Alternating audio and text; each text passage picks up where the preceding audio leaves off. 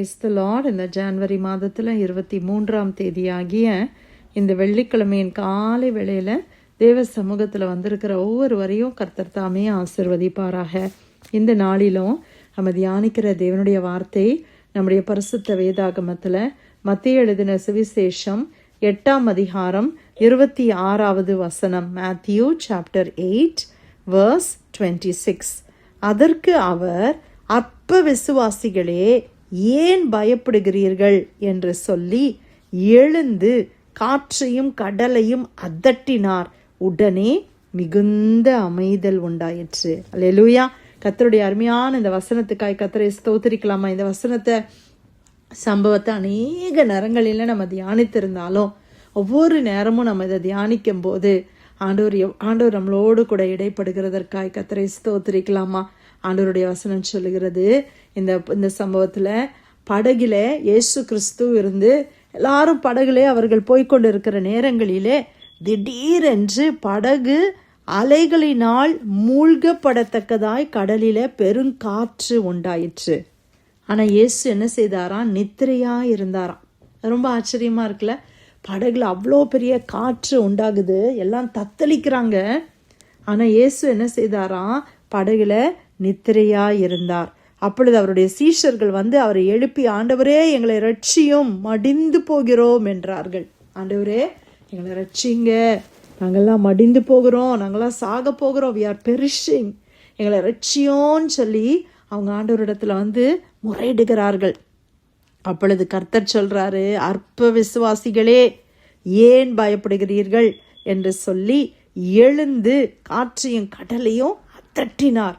உடனே மிகுந்த அமைதல் உண்டாயிற்று. ஆமென். Praise the Lord. ஹல்லேலூயா.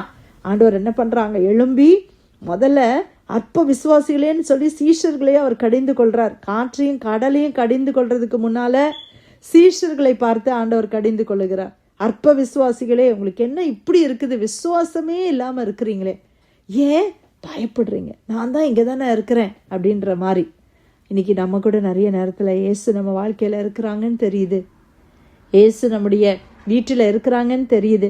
ஆனாலும் ஏதாவது ஒரு பிரச்சனை வந்துருச்சுன்னா, ஒரு புயல் காற்று மாதிரி ஒரு பிரச்சனை வந்துருச்சுன்னா உடனே என்ன செய்கிறோம்? பதட்டப்படுறோம், பயப்படுறோம். உடனே நமக்கு வருகிற இமோஷன் என்னது? ஃபியர். முதல்ல நமக்கு வருகிற இமோஷன் அதுதான்ல, பயம். ஒரு ஃபோன் கால் வந்துருச்சு, இல்லை ஏதோ ஒன்றுனா, டாக்டர் ஏதோ ஒன்று சொல்லிட்டாங்க அப்படின்னா உடனே ஒரு பயம் வருது. ஆனால் ஆண்டவர் இன்னைக்கு சொல்கிறார், அற்ப விசுவாசிகளே, ஏன் பயப்படுகிறீர்கள்? ஹல்லேலூயா. ஏன் பயப்படுறோம் பிரியமானவர்களே? இன்னைக்கு நம்ம ஏன் பயப்படணும்? அற்ப விசுவாசத்தில் நம்ம ஏன் இருக்கணும்? ஆண்டவர் நம்ம கூட இருக்கும்போது நம்ம ஏன் பயப்படணும்? ஹல்லேலூயா. காற்றையும் கடலையும் அவர் என்ன செய்தாராம்? அதட்டினாராம். ஆண்டவர் அதட்டின மாத்திரத்தில் அங்கே அமைதல் உண்டாயிடுச்சு. அவருடைய சூழ்நிலைகளை அப்படியே ஆண்டவர்கிட்ட சொல்லி, ஆண்டவர் இப்படியான சூழ்நிலையாக இருக்குதப்பா அப்படின்னு சொல்லும்போது ஆண்டவர் அதட்டி அமைதலை உண்டு பண்ணுவார். சரீர பலவீனங்கள் உங்களை பயமுறுத்துகிறதா? இல்லை குடும்ப சூழ்நிலைகள், கடன் பிரச்சனைகள் உங்களை பயமுறுத்துகிறதா? பிள்ளைகள் போகிற வாழ்க்கை பாதைகள் நம்மளுக்கு அந்த தயக்கத்தையும் பயத்தையும் உண்டாக்குகிறதா? என்ன செய்வோம் தெரியலையே, பதட்டப்படுறோமா? இப்படி ஒரு சம்பவம் என் குடும்பத்தில் நடந்ததே இல்லையே, இப்படி இருக்குதே அப்படின்னு சொல்லி பதட்டப்படுறீங்களா? இயேசு கிறிஸ்து நம்ம படகில் இருக்கும்போது அவர் எல்லாவற்றையும் அமைதிப்படுத்த அவரால் முடியும்னு விசுவாசிக்கிறீங்களா? ஆண்டவரை நோக்கி கூப்பிடலாமா? ஆண்டவரே ரட்சியும், நாங்கள் மடிந்து போகிறோம் அப்பா, ஆண்டவரே நீங்கள் ரட்சிங்கப்பா, கர்த்தாவே இந்த சூழ்நிலையை மாற்றி கொடுங்க அப்படின்னு நம்ம ஜெபம் பண்ணுவோமா? ஹல்லேலூயா. ஆண்டவர் நமக்கு கூட அந்த அதிகாரத்தை அவர் கொடுத்திருக்கிறார். ஆண்டவராகிய இயேசுவின் நாமத்தில் அமைதியாக இருன்னு சொல்லும் பொழுது சூழ்நிலைகள் அமைதியாக மாறும். எப்படிப்பட்ட சூழ்நிலையாக இருந்தாலும், எப்படிப்பட்ட வேதனையாக இருந்தாலும், எப்படிப்பட்ட முடியாத காரியங்களாக இருந்தாலும், ஒருவேளை எல்லாரும் சொல்லியிருக்கலாம், இனிமேல் அவ்வளோதான் முடிந்தது, இதுக்கு மேலே எந்தவித நம்பிக்கையுமே கிடையாது. அப்படிப்பட்ட சூழ்நிலையையும் ஆண்டவரால் நம்பிக்கை ஊட்ட முடியுமே. ஹல்லேலூயா. காற்றையும் கடலையும் அதட்டினார், அமைதல் உண்டாயிற்று. உங்கள் வாழ்க்கையில் அமைதல் உண்டாக ஆண்டவராகிய இயேசு கிறிஸ்துவை நம்முடைய வாழ்க்கையில் அழைப்போமா? ஆண்டவரே, என் வாழ்க்கையில் ஒரே சூறாவளி காற்று மாதிரி எப்போ பார்த்தாலும் பிரச்சனையாக இருக்குது, சண்டையாக இருக்குது, அமைதியே இல்லை, என்னுடைய வாழ்க்கையில் ஒரு சமாதானமே இல்லை அப்படின்னு சொல்கிறீங்களா? இயேசு கிறிஸ்துவை உங்களுடைய வாழ்க்கையில் நீங்கள் அழைத்து கொள்ளுங்கள்.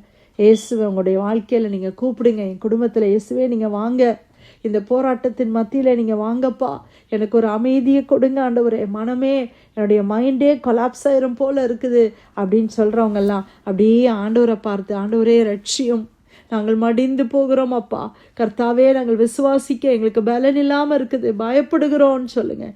ஆண்டவர் சொல்கிறாரு, பயப்படாதீங்க, நான் உன் கூட தான் இருக்கிறேன், எல்லாற்றையும் ஆண்டவர் அமைதிப்படுத்துவார். மத்தேயு 8ஆம் அதிகாரம் 26வது வசனம், அதற்கு அவர், அற்ப விசுவாசிகளே, ஏன் பயப்படுகிறீர்கள் என்று சொல்லி எழுந்து காற்றையும் கடலையும் அதட்டினார்.